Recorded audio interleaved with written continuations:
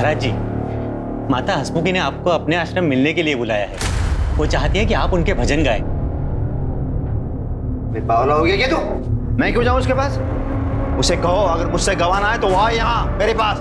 महाराज जी, छोटा मुंह बड़ी बात, लेकिन उनके लाखों श्रद्धालु है। पता नहीं वो यहाँ आएंगे या नहीं। अरे मेरे श्रद्धालु कितने हैं जानता है ना तू? करोड़ों में है। उसे आना है तो आए, नहीं तो जाए किसी भी आलतू फालतू भजन गाय के पास। रुक्मिणी, मेरे फ्रूट्स कहाँ हैं? जब भूख मर जाएगी तब लाओगे क्या? ये फ्रिज से निकाल के रखे थे ताकि आपके गले को ना लगे। क्या है? कैसी प्लेट है ये?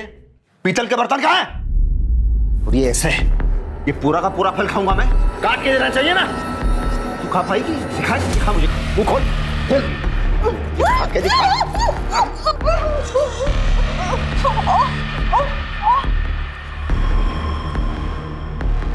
महाराज जी, लाइए, मैं इन्हें काट के पीतल के बर्तन में लेके आता हूँ।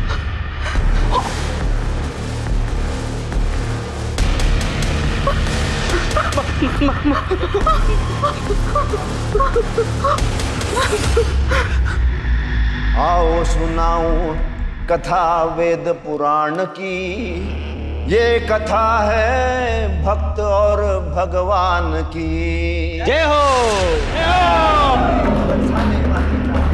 राधे राधे राधे, बरसाने वाली राधे। महाराज जी, आज तो कमाल हो गया। गाने की फीस तो 50,000 मिली ही, साथ में लोगों ने आपको 50,000 के नोटों की मालाएं भी पहना दी। ऊपर से जो नोट उड़ाए गए वो तो गिनना अभी बाकी है। विनोद, मेरे गले में माँ सरस्वती का वास है, लेकिन ये मेरी फैमिली है जो मुझे नीचा करती।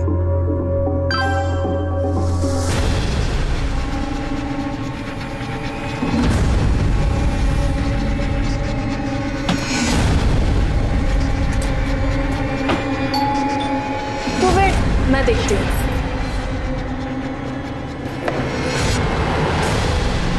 आदित्य कहाँ है?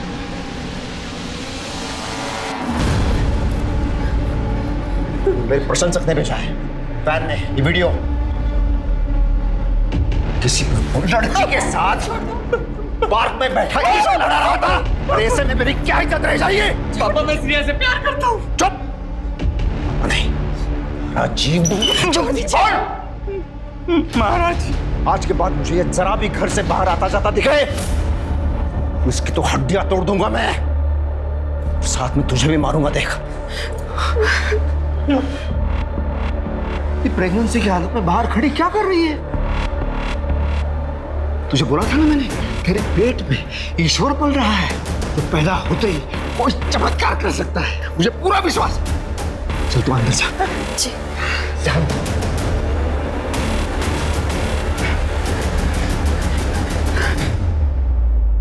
केशव महाराज एक प्रचलित भजन गायक थे। लोग उनकी गायकी से इतने प्रभावित थे कि समय के साथ साथ उन्हें भगवान स्वरूप समझने लगे। लेकिन भगवान के गीत गाते गाते उनका अहंकार हुंकार भरने लगा और वो अपने आप को समझने लगे आज का भगवान।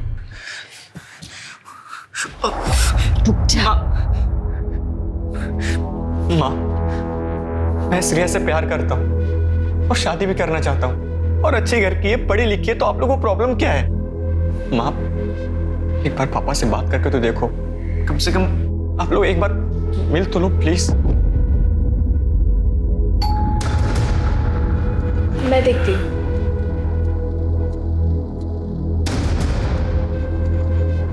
एक मिनट, तू क्यों आ गई दरवाजा खोलने के लिए? मैंने तुम्हें बताया था ना, जब तक ये पैदा नहीं हो जाता इसे दुनिया की नजरों से बचा के रखना है। चल अंदर।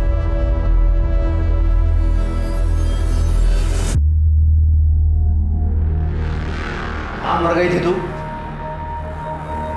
अरे शर्मा क्यों रही है तू? इतने साल हो गए शादी को। चल चल चल मुझे।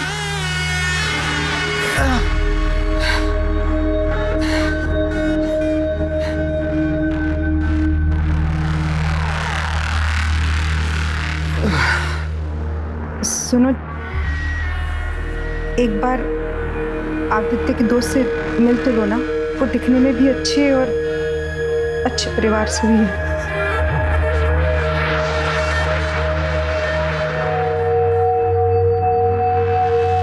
तू भी कम नहीं है, अच्छी तरह जानती है महाराज से कब कैसी और क्या डिमांड करनी चाहिए। कल बुलाओ लड़की को।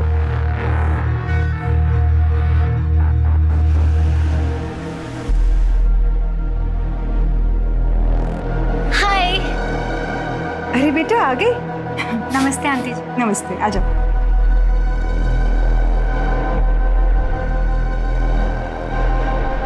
महाराज जी, श्रेया।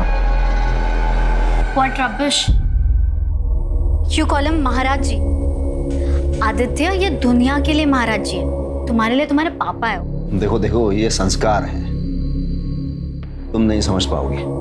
बैठो उधर नीचे। अच्छा, मैंने सुना तुम्हारी उम्र 25 साल की है।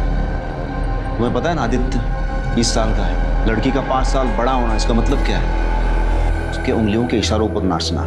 हाँ, अगर लड़की की उम्र 5 साल छोटी हो तो शादी कराई जा सकती है। अंकल जी प्लीज बुरा मत मानना, पर आपकी बातों से पता है मुझे क्या लगता है कि आप औरतों की बिल्कुल रिस्पेक्ट नहीं करते। जब जब मैं बोलता हूं ना तो सब सुनते हैं। और दूसरा बात, हमारे घर में शादी से पहले प्रेम संबंध, और वो भी पब्लिकली, बिल्कुल नहीं चलता। आपको पता है क्या, आप ना फादर से ज्यादा डिक्टेटर लगते हैं मुझे। और अब पता नहीं कौन सी एज की बातें कर रहे हो, मुझे कुछ समझ नहीं आ रहा। और रही बात आदित्य की, वो एक एडल्ट है, उसकी लाइफ उसकी रिस्पॉन्सिबिलिटी है। आप उसे नहीं सिखाएंगे कि उसे क्या करना चाहिए और क्या नहीं करना चाहिए। आदित्य इन्हें कुछ बोलो। What? Really आदित्य, तुम अपने पापा से डरते हो? Look आदित्य, मैं एक लिबरल फैमिली से बिलोंग करती हूँ। I can't tolerate this nonsense, okay? हटो।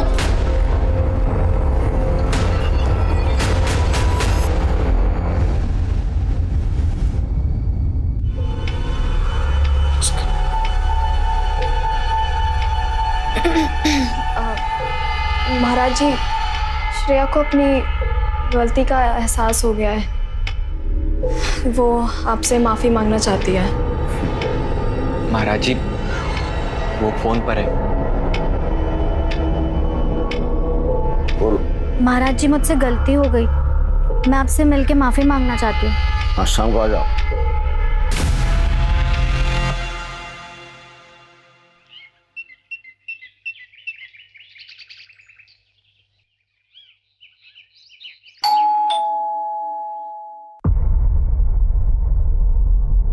मैडम, आराध्या दीदी।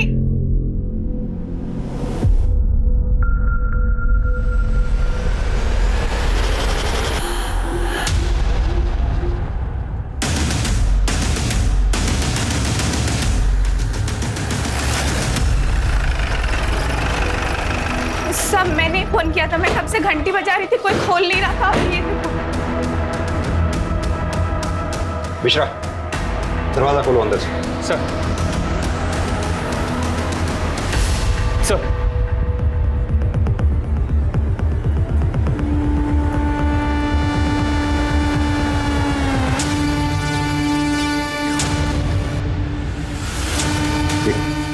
एक काम करो तमी, आप लोग पूरे घर की तलाशी लो।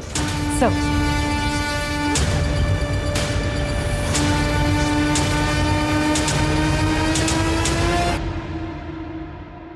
सर, ये तो भजन सम्राट केशव महाराज है। जानता हूं।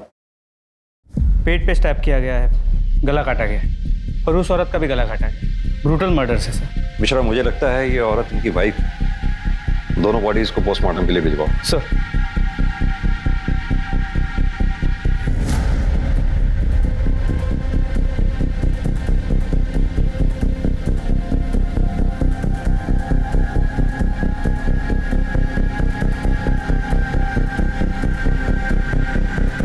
सर,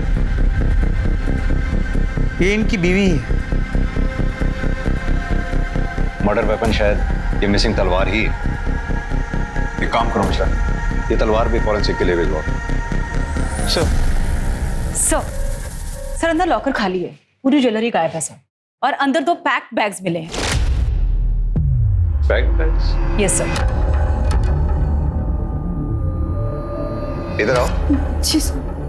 घर में इन दोनों के अलावा और कौन कौन रहता है? आदित्य भैया और आराध्या दीदी, दोनों भाई बहन हैं। घर से बाहर कुछ जाने वाला था? वो तो मुझे नहीं पता सर, 2 पैक्ड बैग्स मिले हैं अंदर।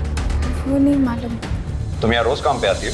जी साहब, सुबह शाम। पिछले 2-3 दिनों में तुमने ऐसा कुछ नोटिस किया कि घर में कोई तनाव भरा माहौल हो या आपस में कोई कहा सुनी हुई हो? नहीं साहब, महाराज जी के सामने कोई कुछ नहीं बोलता।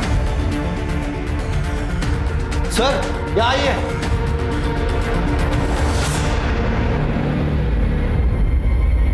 ये देखिए सर। घर में तो 4 लोग रहते हैं मिश्रा, प्लेटें 5 हैं, यानी कोई 5वां शख्स था जो बाहर से आया था। सर ये भी तो मुमकिन है कि 4 लोगों ने 5 प्लेट्स में कुछ खाया हो। सिंह, ये सारी प्लेट्स फॉरेंसिक के लिए भिजवाओ। सर तुम्हारे पास फैमिली में से किस किस का कॉन्टैक्ट नंबर है? रुक्मिनी मैडम और आराध्या दीदी का।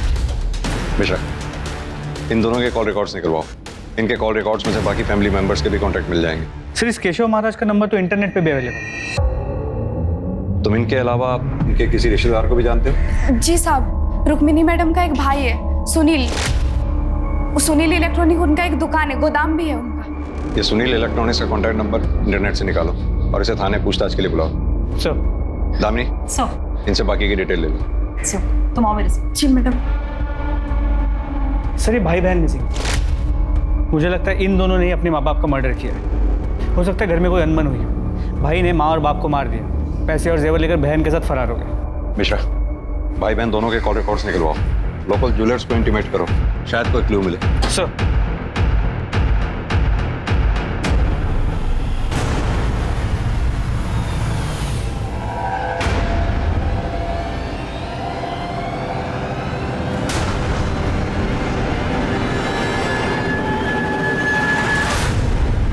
सर केशव महाराज और उसके फैमिली मेंबर्स के फोन नंबर्स मिल गए, लेकिन फिलहाल 4 नंबर्स बंद है। उन्हें सर्विलांस पे डालो। सर। सर केशव महाराज के घर से जांच पड़ताल के लिए बहुत सारे डॉक्यूमेंट्स कलेक्ट किए हैं, उसमें ही नोटरी के पेपर्स मिले। ये तो कैंसिलेशन ऑफ डीड है। इसके मुताबिक केशव महाराज ने अपनी 3 दुकानें अपने brother in law Sunil Sharma को चलाने के लिए दी थी, जिन्हें वो इमीडिएटली वापस लेना चाहता था। सर केशव महाराज और उसकी बीवी रुक्मिनी की मर्डर का मोटिव ये हो सकता है। सर मैंने केशव महाराज के साले सुनील शर्मा को बुलाया, वो बाहर बैठा है। सर ये कैसे और क्या हो गया सर? हाँ, ये तो आप हमें बताएंगे कि क्या हो गया। सर आप जैसा सोच रहे वैसा कुछ नहीं है। अरे मेरे जीजा जी के बहुत बड़े एहसान है मुझ पर। गांव से मुझे बुला लिया उनका बिजनेस संभालने के लिए। वो जितना एक्सपेक्ट कर रहे थे उतना तो पैसा नहीं दे पा रहा था उन्हें। सर धंधा बहुत मंदा चल रहा था, इसलिए वो मुझसे गोडाउन भी ले रहे थे वापस। लेकिन हमें जो पता लगा है, केशव महाराज जी की एक कैंसिलेशन डीड है, जिसके मुताबिक वो अपने 3 गोडाउन जिन्हें तुम खरीदना चाहते थे, वो तुम्हें बेचने को तैयार नहीं थे, इमीडिएटली वापस लेना चाह रहे थे। अच्छा, तो तू चाहता है ये दुकान और गोडाउन में तुझे बेच दूं? हाँ, तो धीरे धीरे करके इसके पैसे चुका देगा। तेरे माथे पे क्या लिखा है? अरे आप गुस्सा क्यों हो रहे हैं? देखिए आपने जब दुकान और गोडाउन दिए थे तब तो वो खाली थे, मैंने धंधा जमाया। और वैसे भी आपको कोई इंटरेस्ट नहीं है ना, आप अपने भजन कीर्तन का जो बिजनेस खुला है वो चलाते रहिए। आपने जिस भाव में दुकान और गोडाउन खरीदे उसी भाव में मैं खरीदूंगा। जीजा जी रोकड़ा दूंगा, रोकड़ा। नोट और निकल यहाँ से, और आगे की सारी बातें मेरा वकील करेगा तेरे साथ। तुम्हें उन्होंने बेचा नहीं, इसलिए शायद तुमने उनका कत्ल कर दिया। अरे नहीं सर, मेरी बहन का घर है, मैं उसका घर उजाड़ूंगा, उसे मार डालूंगा। क्या बोल रहे हो सर? और मुझे देख के आपको लगता है मैं ऐसा कुछ कर पाऊंगा? हमें क्या लगता है क्या नहीं, इस बात को छोड़िए। ये बताइए कि आपके दोनों भांजा और भांजी आदित्य और आराध्या इस वक्त कहाँ हैं? कहाँ छुपाया हुआ है उनको इस वक्त? छुपाया? अरे भांजी तो अजमेर में गर्ल्स कॉलेज में पढ़ती है। लेकिन हमें पता चला है कि वो यहीं थी, अजमेर में नहीं। क्या? हाँ, मेट से हमें पता लगा है कि वारदात की रात रुक्मणी पुजारी और आराध्या सूटकेसेस पैक करके कहीं जाने वाले थे। कहाँ जाने वाले थे? सर जाने वाले थे? सर मुझे जितना पता है भांजी अजमेर में कॉलेज में पढ़ती है, और दीदी ने कभी बताया नहीं वो कहाँ जाने वाली थी। तुम्हें क्या लगता है ये दोनों बच्चे आदित्य और आराध्या क्या अपने माँ बाप का कत्ल कर सकते हैं? अरे भांजी का तो पता नहीं सर, पर ये आदित्य है ना, बहुत इनोसेंट है। हाँ, जीजाजी से नाराज जरूर था। जब वो भजन नहीं ठीक तरीके से गाता था तो जीजाजी बहुत टॉर्चर करते थे उसे। कितनी बार बोला है मैंने प्राणायाम कर, लेकिन तू नहीं करता। अरे ऐसे थोड़ी बनते हैं भजन सम्राट, उसके लिए रियाज करना पड़ता है। रुक, तो ऐसे नहीं मानेगा। विनोद, माचिस दे। महाराज पापा माँ, नहीं नहीं नहीं नहीं। ऐसे चिल्लाने से तेरी आवाज खुलेगी। इसके अलावा कुछ नहीं मालूम मुझे सर, कुछ नहीं। ठीक है, अभी तुम जा सकते हो। जरूरत पड़ी तो फिर बुलाएंगे। बिल्कुल सर। सर, मेरे जीजाजी की गाड़ी मिली आपको, घर पे नहीं है। क्या तुम्हारे जीजाजी की गाड़ी भी थी? हाँ सर। मिश्रा, इनसे गाड़ी की डिटेल्स लो और आसपास के police station, patrolling team, police नाका जितने भी हैं सबको अलर्ट कर दो। गाड़ी किसी भी सूरत में शहर से बाहर नहीं निकलनी चाहिए। सर,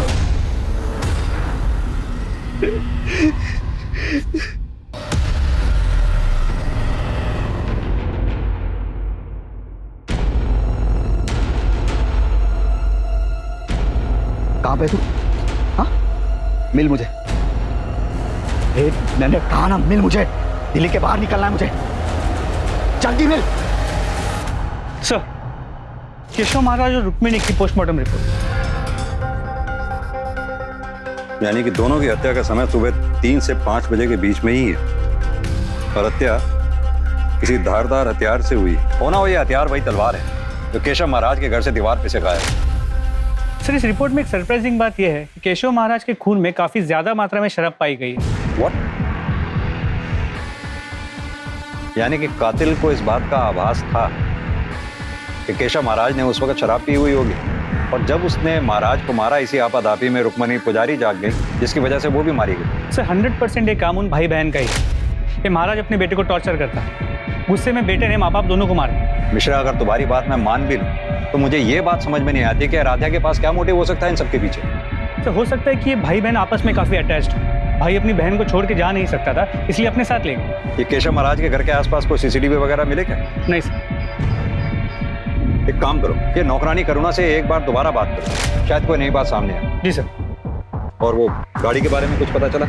सर, हमारी टीम्स को बता दिया है, लेकिन अब तक कोई इन्फॉर्मेशन नहीं मिल पाई। तलाश जारी रखो उसकी। जी सर।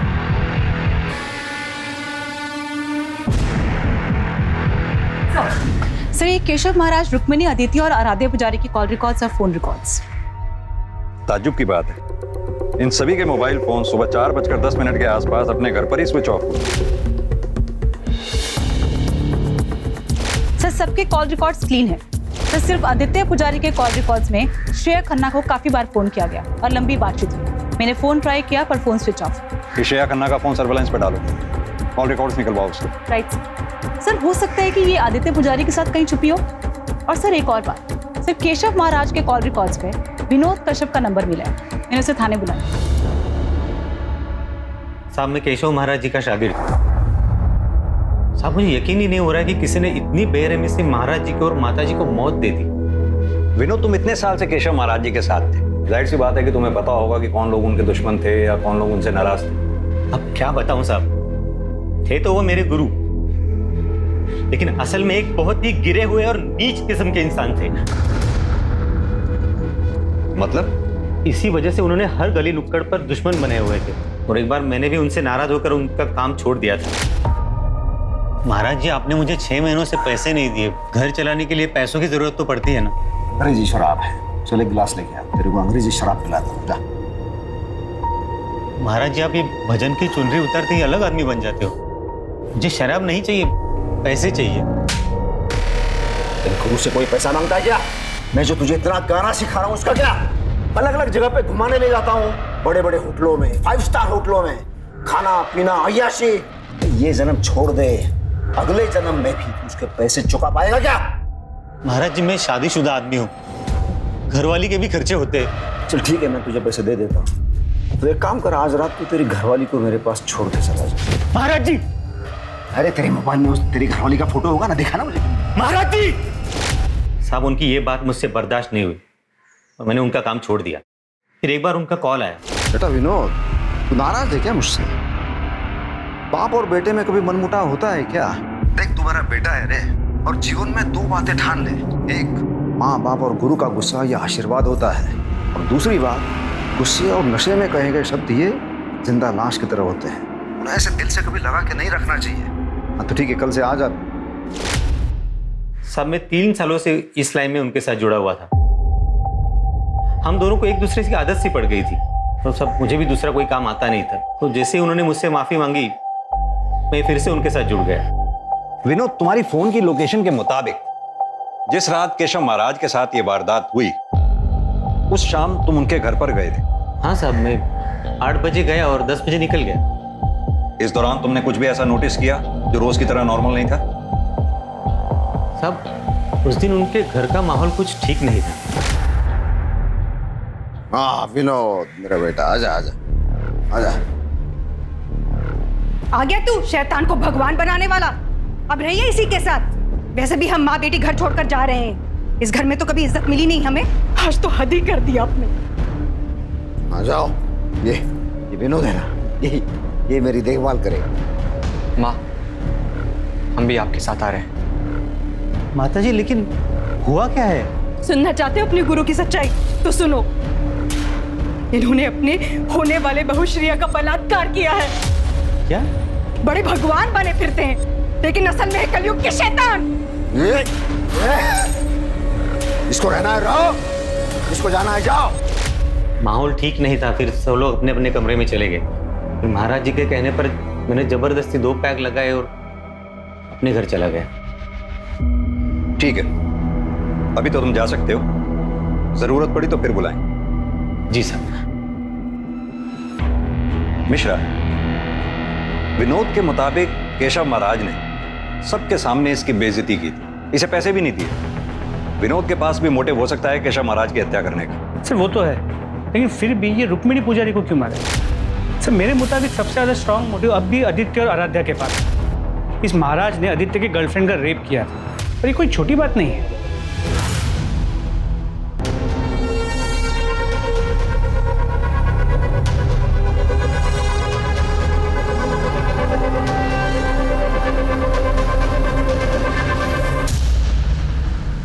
मैडम, श्रेया का फोन ऑन हुआ है। उसका फोन अभी गुरुग्राम से दिल्ली ट्रैवल कर रहा है। ठीक है।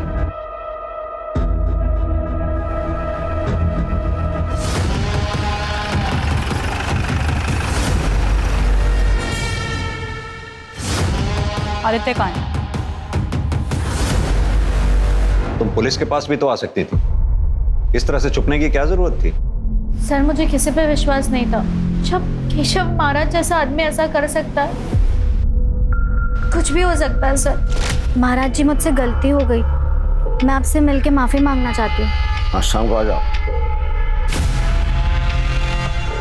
ड्रिंक्स? No thanks. यहाँ मेरी गोद में बैठो, आ जाओ। व्हाट? अच्छा, यहाँ मेरे पास, यहाँ पे। इसका मतलब आपने मुझे माफ कर दिया है? हाँ, माफ कर दिया। आदित्य कहाँ है? सर, मैंने बोला ना, मुझे नहीं पता। रेप के बाद मैंने उसे कांटेक्ट नहीं किया, और उसी समय मैंने उसका कांटेक्ट भी फोन से डिलीट कर दिया। सर, मैंने अपना फोन स्विच ऑफ कर दिया था, मुझे कुछ नहीं पता उसके बारे में। केशव महाराज का अपने ही बेटे की गर्लफ्रेंड और बहू श्रेया खन्ना का रेप एक सनसनीखेज खुलासा था, और यह खबर जल्द ही पुलिस स्टेशन के परिसर से अखबार की सुर्खी बन गई। केशव महाराज, जिसे लोग ईश्वर का सेवक समझकर पूजते थे, अब उसकी छवि पर एक प्रश्न चिन्ह लग चुका था। ऐसे में पुलिस की चुनौतियां कहीं से कम होती नजर नहीं आ रही थी, क्योंकि अपराधी खुलेआम घूम रहा था, और हाई प्रोफाइल केस होने की वजह से मीडिया, पब्लिक और सीनियर्स का दबाव बढ़ता जा रहा था। सर, प्लेट्स की फोरेंसिक रिपोर्ट आ गई। 4 प्लेट में प्रॉपर रोटी सब्जी खाई गई थी, और 1 में फ्रूट्स खाए गए। सर, इससे साफ हो जाता है कि घर में सिर्फ घर वाले थे। पहले चारों ने खाना, उसके बाद फ्रूट्स खाए, और फिर आदित्य आराध्या ने अपने माँ बाप का खून किया और फरार हो।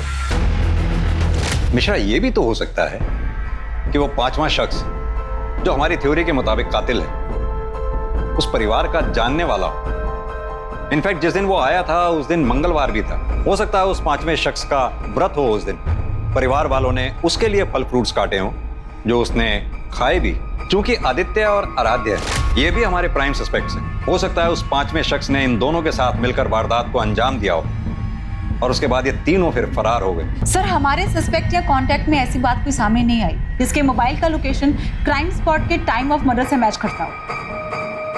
साहब, उस दिन मेरे जाने तक किसी ने खाना नहीं खाया था। सब गुमसुम बैठे थे, एक दूसरे से कोई बात भी नहीं कर रहा था। घर की चाबी किस किस के पास रहती है? सभी के पास। बाहर वाले के पास किसी? रुक्मिनी दीदी के भाई सुनील साहब के पास। मैंने एक बार उनको खुद से दरवाजा खोल के अंदर आते देखा था। ये रुक्मिणी मैडम के भाई साहब सुनील के अपने भांजा भांजी के साथ कैसे संबंध थे? महाराज जी तो भैया के साथ बहुत कड़क थे, लेकिन सुनील साहब अपने भांजे से बहुत प्यार करते थे। हाँ साहब, उस दिन एक बात बताना भूल गई थी। आराध्या दीदी पेट से थी। क्या आराध्या की शादी हो चुकी है? वो तो मुझे नहीं मालूम सर। घर पे कोई आता भी नहीं था और ये लोग आराध्या दीदी को किसी के सामने आने भी नहीं देते थे। जब तक ये पैदा नहीं हो जाता इसे दुनिया की नजरों से बचा के रखना है। चल अंदर। तुमने घर में किसी को ऐसी बात करते सुना कि क्यों आराध्या को वो लोग किसी के सामने नहीं आने देना चाहते थे? नहीं साहब। ठीक है, अभी तुम जा सकती हो। जरूरत पड़ेगी तो फिर बुलाएंगे। जी साहब। सर, मुझे लगता है एक बार फिर से हमें सुनील से बात कर लेनी चाहिए। बुलाओ उसे। सर।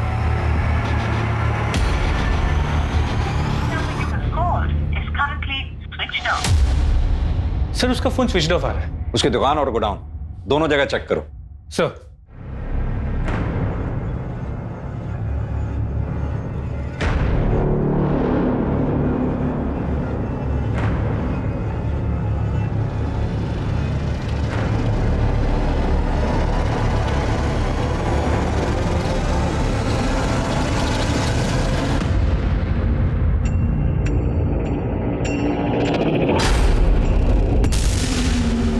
ये खाना खा ले। भूख नहीं है मुझे। देख, ये तेरे लिए नहीं, इसके लिए। अच्छा।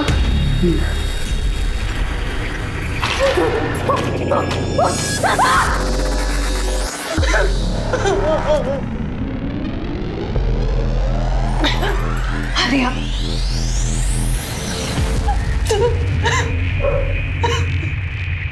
सर, सुनील अपने घर पे नहीं है। उसके बिल्डिंग के वॉचमैन ने बताया कि 3-4 दिन पहले वो अपनी गाड़ी लेके कहीं चला गया, वापस लौटा नहीं।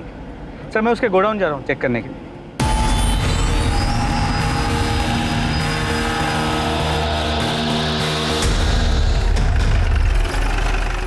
अरे क्या हुआ साहब?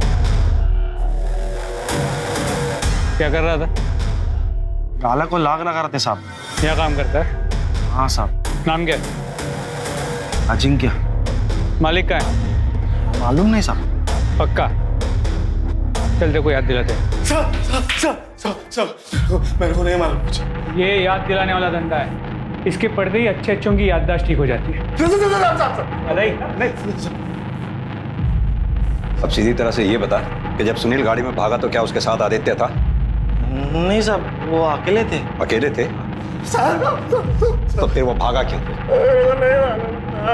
मिश्रा, जरा याद दिलाओ उसे। एक बात याद आई।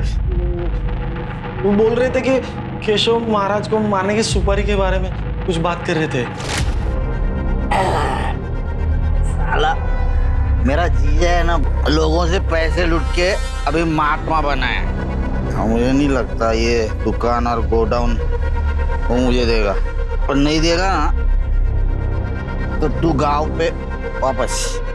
तो ये सब कुछ अपना हो सकता है अगर जीजा टपक जाए, पर जीजी से मैं 2 मिनट में सब कुछ अपने नाम कर लूंगा। मतलब वो मर जाएगा तो मुझे गांव नहीं जाना पड़ेगा? नहीं आएगा तू ना। वो मरेगा कैसे? कल उसकी सुपारी देता हूँ। मुझे इतना ही मालूम है सब, मुझे बाकी कुछ नहीं मालूम सब। सर, अजिंक्य की बातों से लगता है कि ये पूरा कांड मामा और भांजे ने मिलकर किया है और आराध्या भी उनके साथ। सर, कहीं ऐसा तो नहीं कि इस मर्डर का कनेक्शन आराध्या के प्रेगनेंसी के साथ है? मैंने आस पड़ोस में बातचीत की है। सर किसी को और आद्या के बारे में नहीं मालूम कि वो उसी घर में रहती थी, ना ही उसकी शादी और ना ही उसकी प्रेगनेंसी के बारे में। ये आराध्या, आदित्य और सुनील, इन तीनों को ढूंढने की मुहिम तेज करो। सुनील का फोन सर्विलांस पे डालो, उसकी बैंक स्टेटमेंट निकालो, पता करो क्या कोई मोटी ट्रांजैक्शन किसी सुपारी किलर के साथ हुई है क्या। Right sir.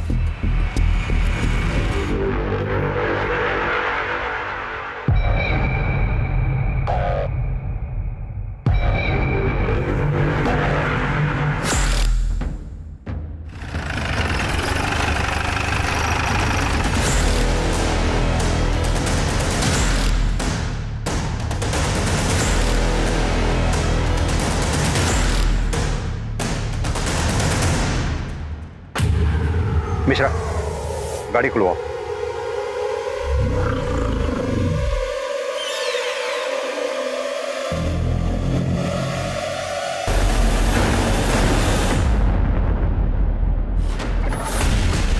सर जिसे हम कल्प्रिट समझ रहे थे वो तो विक्टिम निकला।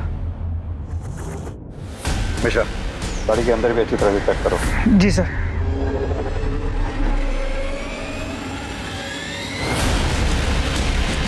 सर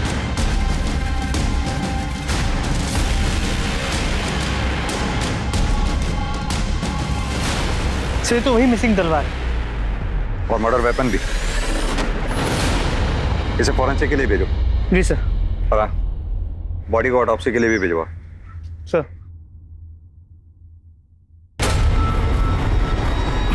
मिश्रा, वो आदमी कौन है? बात सुनो। हाँ साहब। तुम यहीं रहते हो? हाँ साहब। ये क्या है? गाड़ी का कवर है ये? तुम्हारे पास कहां से आया? ये गाड़ी खड़ी है साहब, उसी पे था। मैंने निकाला था, लेकिन दूसरे दिन किसी ने डाल के चला गया वापस। किसने डाला? देखा तुमने? नहीं साहब। मिश्रा, मुझे लगता है कातिल या कातिल का कोई आदमी गाड़ी पे नजर बनाए रखे हुए। आसपास देखो, कोई सीसीटीवी का सोर्स मिलता है क्या? शायद उसमें कुछ दिखाई दे। सर जगह काफी आइसोलेटेड है, सीसीटीवी कैमरा का मिलना मुश्किल है। फिर भी मैं ट्राई करता हूँ, आसपास चेक करता हूँ।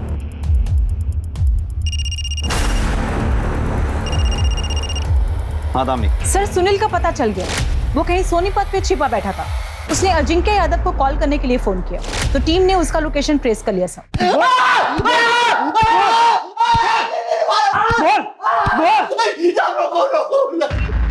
साहब मैंने पहले ही बता दिया था आपको, मैंने किसी को नहीं मारा है। तो हम कब कह रहे हैं तूने किसी को मारा है? हम भी तो यही कह रहे हैं कि तूने अपने जीजा को सुपारी देकर मरवाया। अरे क्या कह रहे हो साहब, किसी को नहीं मरवाया मैंने। किसने बताया आपको? तेरे ही आदमी ने, अजिंक्य ने।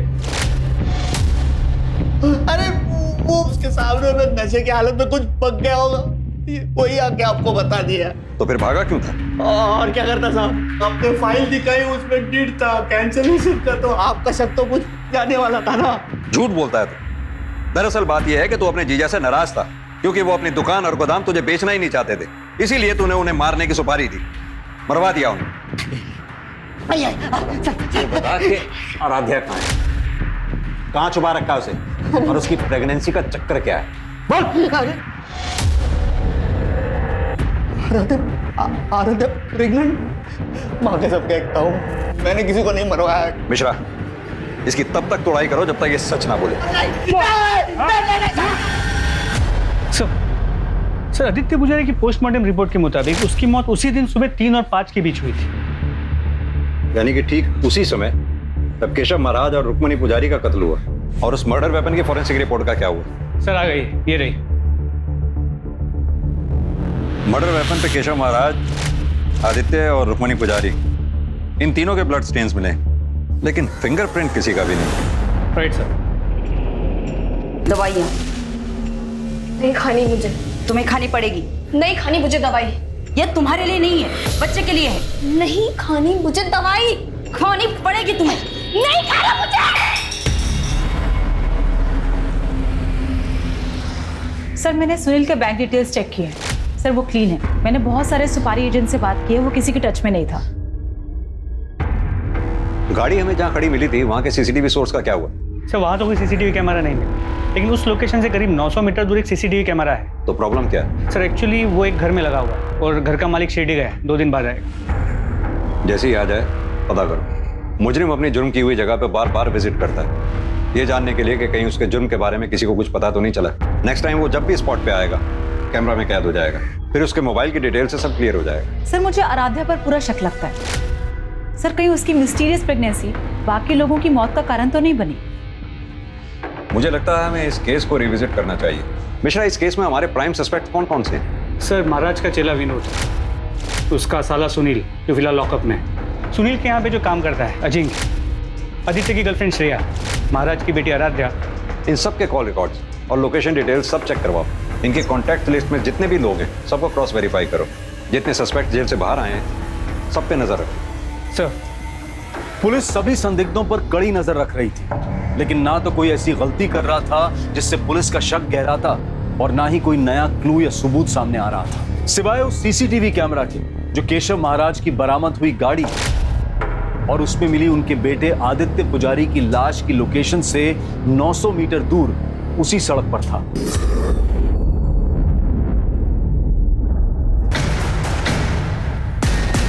ये यहां क्या कर रहा है? मिश्रा, उठा के लाओ। सर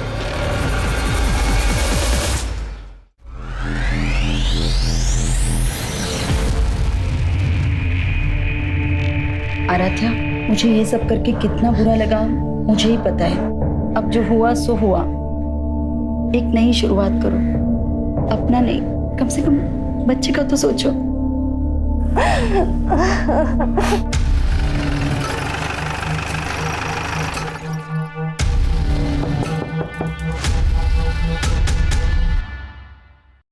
मैं देखती हूँ दरवाजे पे कौन है।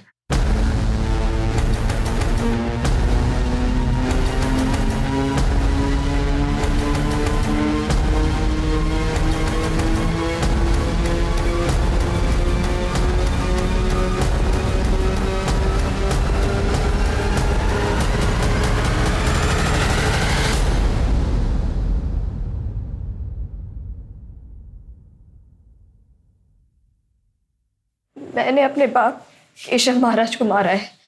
क्यों मारा है? वो आदमी राक्षस था, आपसी था, खुद को भगवान बोलता था।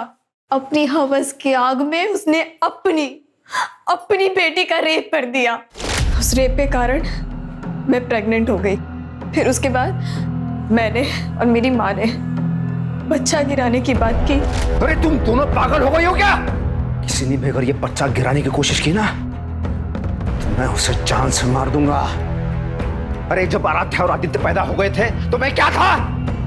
मामूली आदमी, कुछ नहीं था मैं। लेकिन आज आराध्या के पेट में मेरा केशव महाराज का दिव्य अंश पल रहा है। सिंह, मेरा वो तलवार लेके आओ। तब तक तुम ये ग्लव्स पहनो।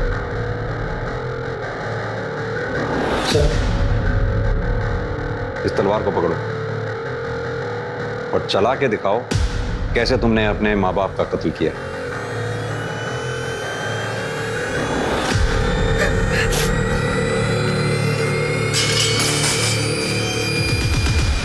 केशव महाराज ने तुम्हारा रेप किया, सच है। केशव महाराज की वजह से तुम प्रेग्नेंट हुई, यह भी सच है। तुमने अपने माँ बाप को मारा, यह सच नहीं है। क्योंकि यह तलवार जो मर्डर वेपन है उसमें तुम्हारे फिंगरप्रिंट्स हैं ही नहीं, उसमें विनोद के फिंगरप्रिंट्स हैं। हाँ तो विनोद, अब तुम बताओ। वैसे भी हमारे पास तुम्हारे खिलाफ बहुत सारे सबूत हैं, जैसे कि तुम केशव महाराज की गाड़ी के पास रोज चक्कर लगाते थे। उनके घर से चुराए हुए पैसे तुमने अपने बैंक में मसलन कैश में जमा कराए थे। अब तुम बताओगे कि या आगे की कहानी भी मैं ही बताऊं?